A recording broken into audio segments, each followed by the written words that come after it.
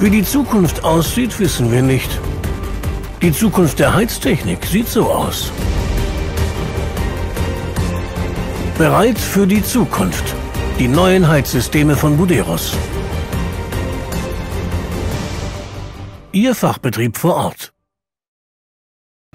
Pfingstturnier der SG Hackenberg im Jahre 2018 und wir sitzen vor einem besonderen Plakat Sport trifft Kultur, in dem die SGH, der Fallschirmclub Remscheid und auch die IGH zusammenarbeiten. Joachim Weber bei mir. 3 unterschiedliche Vereine in unterschiedlichen Sportarten, die sich in Remscheid zusammentun. Das sieht man gerne. Ja, das sieht man schon gerne. Zusammentun heißt ja eine hervorragende Zusammenarbeit zwischen den Vereinen.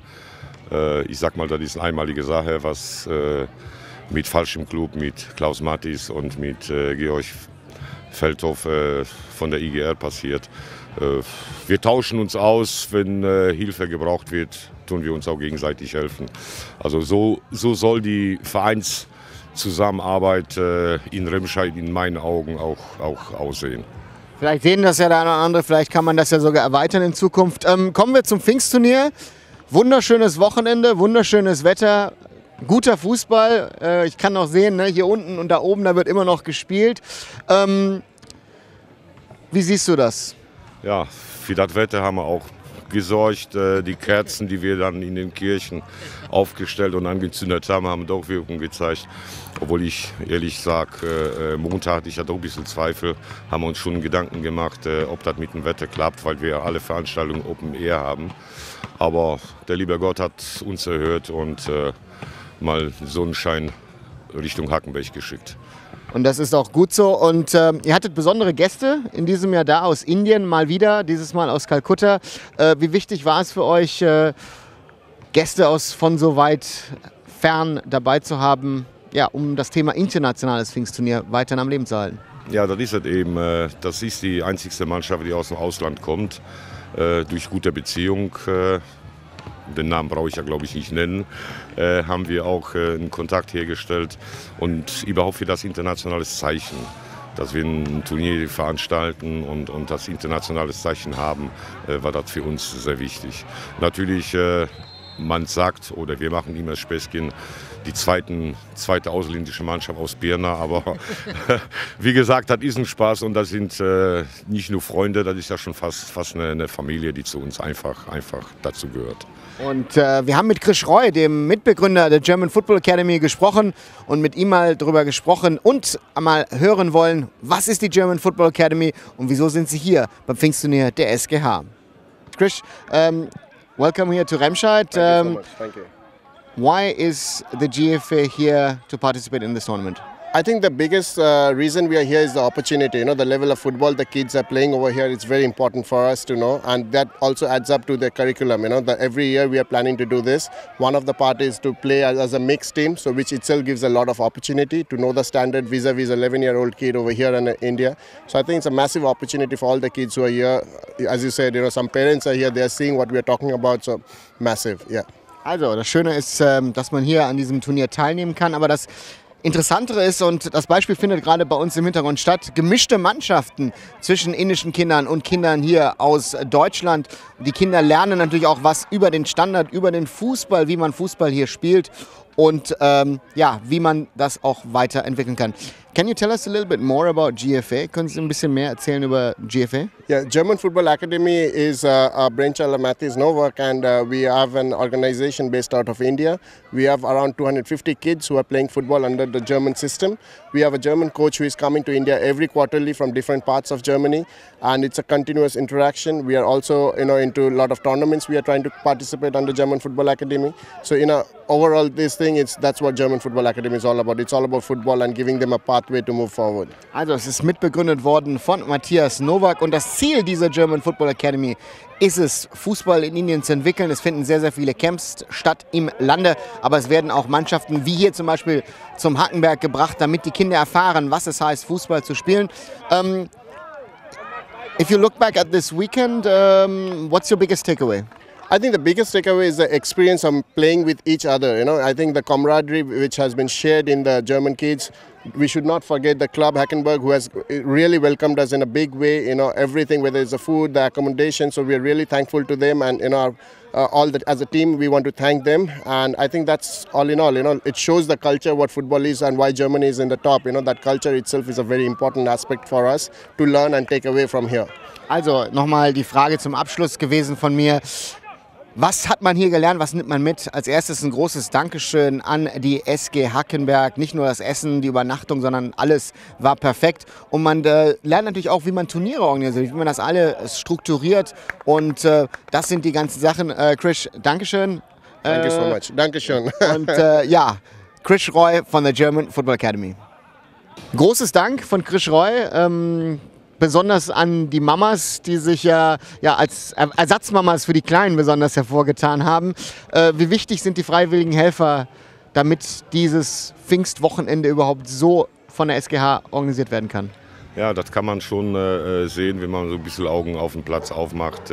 Ich sage mit Stolz und ich bin stolz auf meine Eltern, denn ohne das Orga-Team und Markus Stratemeyer, wenn wir den Grill nehmen, wenn wir einen Bierwagen nehmen, wenn wir einen Kuchenzelt nehmen oder das Vereinsheim der SG Hackenberg, was alles in Ehrenamt passiert. Ohne die Leute liegen wir einfach auf dem Boden und stemmen wir gar nichts. Ja, also das ist, sage ich mal, einmalig. Ich kenne sehr viele Vereine, ich meine, wo auch super Arbeit geleistet wird, aber was hier im Ehrenamt passiert bei uns.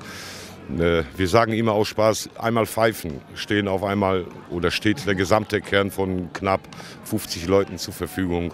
Und um den Kreis bauen wir immer mehr Eltern, die dann zu den Mannschaften dazu gehören, dass wir dann auf ca. 200 Leute kommen.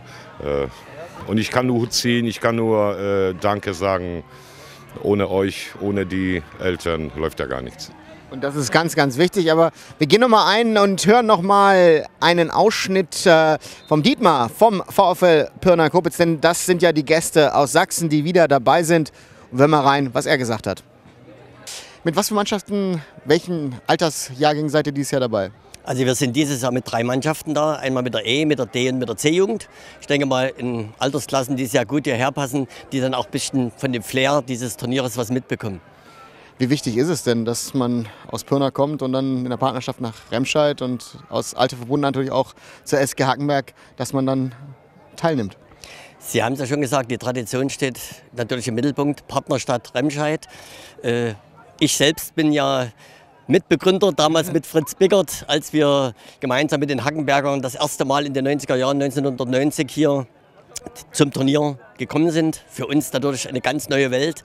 Mittlerweile schon ist es Gewohnheit, ja, also, aber ich will damit sagen, wir sind jetzt das 29. Mal hier. Das heißt, im nächsten Jahr werden wir unser 30-jähriges Jubiläum hier auf dem Hackenberg feiern und wir freuen uns drauf. Und ich möchte auch mal an dieser Stelle sagen, großes Kompliment, großes Dankeschön an die Hackenberger, wie sie das ausdauernd Jahr für Jahr hier organisieren und durchführen. Da kann man nur den Hut ziehen. Das hören natürlich Hackenberger sehr, sehr gerne.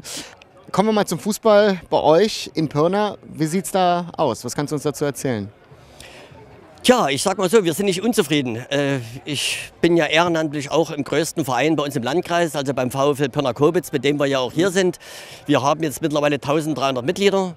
Also wir haben natürlich nicht nur Fußball im Verein, Fußball natürlich als die größte Abteilung und man muss auch sagen, die erfolgreichste Abteilung. Wir spielen mit der ersten Männermannschaft. Ich weiß nicht, ob die Ligen vergleichbar sind in der Landesliga. Das ist die 6. höchste Spielklasse im DFB. Aber was für uns wichtiger ist, wir haben einen sehr starken Unterbau, sehr, sehr viele Nachwuchsmannschaften. Und wir sind auch froh, dass es sehr viele Ehrenamtliche gibt, die sich dieser Aufgabe auch stellen. Und wie wichtig ist dann die Jugendarbeit bei euch im Verein? Ja, man muss ganz klar sagen, das Wichtigste. Weil ohne Nachwuchs gibt es keinen Oberbau, gibt es keine erste Männermannschaft. Und wichtig ist auch den sozial-sportpolitischen Auftrag, den wir haben. Letztendlich die Kinder von der Straße zu holen, das klingt immer so einfach, aber es ist schwer zu machen. Und wenn ich die Zahlen nenne, 1300 Mitglieder, wovon die Hälfte Kinder und Jugendliche ist, zeigt ja schon, wie wichtig der Sport nicht nur in Pirna, sondern ich denke mal auch hier in Remscheid und auf dem Hackenberg ist. Dankeschön, Dietmar, für dieses Gespräch. Also, unsere Gäste aus Pirna, aus unserer Partnerschaft, wieder dabei dieses Jahr beim Pfingstturnier bei der SGH. Also auch Lob von den Gästen aus Pirna. Du hattest gerade gesagt, sie sind schon Familie und ich glaube, alle freuen sich nächstes Jahr, 30. Mal, dass Pirna dann dabei ist bei dem Turnier der Hackenberger. Das ist auch eine Leistung. Das ist ja eine sehr gute Leistung. Nicht nur jetzt die Mannschaft aus Pirna, wenn ich den Rainer Donschak erwähnen darf, als Vertreter, als Betreuer, dass der nächstes Jahr zum 30. Mal ist, dann müssen wir uns auch was Vernünftiges einfallen. Werden wir auch und so wie ich das mitbekommen habe, wir haben ja auch einen Kontakt seit vorgestern zu den Engländern in Ashington, dass sie dann schon signalisiert haben, dass sie dann nächstes Jahr auch dabei sind. Ja, und dann versuchen wir natürlich die Mannschaften aus der Türkei, aus Polen, aus der Tschechoslowakei, vielleicht springen auch die Franzosen wieder auf den Zug. Müssen wir abwarten erstmal und sehen wir, wie das nächstes Jahr groß aufgebaut wird. Vielleicht bleiben wir auch so in einem kleineren Kreis, wie wir das dieses Jahr gemacht haben. Wissen wir noch nicht, aber es wird ja 2 Monate vergehen, wo wir auch Resonanz ziehen werden. Wo die Fehler, auch die wir gemacht haben, zum 35. Mal tragen wir das zwar aus, aber Kleinigkeiten passieren immer wieder, dass wir das alles besprechen. Und dann wird ja wahrscheinlich Oktober schon die Vorbereitung für 2019 anlaufen. Ja, und von indischer Seite kann man sagen, die haben sich sehr gefreut, hier zu sein. Sie würden gerne nächstes Jahr wiederkommen. Und wir hören mal rein, die Betreuerin Ria und einer der Väter Vikas, was sie zum Turnier und zu diesem Wochenende hier bei uns in Remscheid erzählen. Ria, if I can start with you, how has your experience been over this weekend here in Remscheid in Hackenberg with this tournament? So it's been really good. It's a good experience for all of us and it's something new. We don't get to experience things like this and we learn a lot. So it's really nice to mix and play and be a part of this tournament because it's very different for us. In India, football is something completely different. So it's a very good experience for everybody and a good opportunity. Also sie erzählt, natürlich ist es was anderes, hier an diesem Pfingstturnier der SGH teilzunehmen. Man hat ja auch gemischte Mannschaften geschaffen, wo die indischen Kinder mit deutschen Kindern gespielt hat. Und insgesamt war die Erfahrung sehr, sehr gut. Und jetzt spreche ich mal mit Vikas, das ist einer der Väter, die mitgekommen sind. Vikas, as a father, your son is part of the little ones of the GFA group. How's your experience been to be here and watch football over the weekend? So I'm personally very happy. I'm glad my son could make it to this tournament here. It's nice to see so many young kids playing. I mean, Germany has one of the best football systems in the world. They are the world champions now, and to see the young kids play with a nice formation, good skill set. I think I wish we can have something like this, developed for the kids in India, because there's a lot of talent in India, but we just need the right coaches to be able to harness that talent and bring out the best in the Indian kids with regard to their football. Also die Erfahrung war gut. Interessant zu sehen natürlich, dass die Kinder hier die Chance hatten zu spielen, dass man sich gemischt hat. Man sieht natürlich auch, dass die Entwicklung bei uns hier in Deutschland im Land des Fußball-Weltmeisters, das ist natürlich etwas, was man auch in Indien weiß, wesentlich weiter ist und dass die Kinder auch schon in den jungen Jahren taktisch Fußball spielen und das ist natürlich etwas, was sich natürlich groß unterscheidet. Thank you very much and enjoy your stay here in Remscheid. Thank you. Thank you. Also auch großes Lob von Ria und von Vikas, die sowas gar nicht kennen und besonders hervorstechen eure Gastfreundschaft. Ich glaube, dafür steht auch die SGH, oder? Ich glaube, die Gastfreundschaft ist schon ein Aushängeschild des Vereins. Wenn ich mal erwähnen darf, wie das mit den Indern gleich am Anfang, am Freitag passiert ist, wo die Kids Handtücher oder Badehandtücher vergessen haben. Und die Eltern mal einfach einspringen und sagen, komm, wir fahren mal eben nach Hause, holen wir was oder wir kaufen was Neues. Also das ist schon einmalig. Ja. Oder es werden spezielle Pizzableche gemacht auf einmal, ne, damit es Mittagessen geben kann. Ne? Also das sind ja so Highlights. Das sind ja schon Highlights. Klar, wir haben ja damit nicht gerechnet. Wir haben gerechnet, dass sie abends kamen morgens. Deswegen, es war eben ein Anruf. Die Eltern haben ja Frühstück vorbereitet, extra einkaufen gefahren sind fürs Mittag. Und ich sage immer wieder, das zeichnet die einfach aus. Ja. Die machen das auch mit Freunden, die wissen, dass sie das einfach für nicht nur für ihre Kinder, für unsere Kinder, sondern auch für die Mannschaften, die hier zu Gast sind, machen alles mit Freude. So. Und die größte Veränderung dieses Jahr war ja, sich zu konzentrieren auf den Samstag und den Sonntag. Dein erstes Fazit zu diesem Wechsel? Also wir haben nur eine positive Resonanz bekommen, weil das ganze Turnier zwar bis abends war ja nicht gezogen, aber bis abends gelaufen ist und die Lehrzeit, die wir dann zwischen den Spielen oder nach den Spielen und den Abendsveranstaltungen hatten, war ziemlich laut, war ziemlich lang. Es war natürlich auch unsere Überlegung, wenn die Leute aus der Anlage raus sind, kommen sie dann abends wieder oder kommen sie dann nicht. Das war auch natürlich für uns dann ein großes Thema und ich glaube, mit den 2 Tagen haben wir, sag ich mal, was Gutes getan. Wir sind damit zufrieden, die Mannschaften sind auch zufrieden und was natürlich sehr wichtig ist für den Abbau, dass wir dann den Pfingstmontag zum Abbau haben, denn wir sind dann ab Dienstag wieder im Dienst und wie wir das bis jetzt gemacht haben, die paar 4-5 Stunden, die wir dann hatten zum Abbauen, war doch ein bisschen stressig und so kann man das den ganzen Tag mal ein bisschen in die Länge ziehen, dass wir dann auch bei dem Abbau ein bisschen Spaß haben noch. Dankeschön, Joachim, für dieses längere Gespräch und Interview. Also, das Pfingstturnier der SG Hackenberg war in diesem Jahr mal wieder ein voller Erfolg.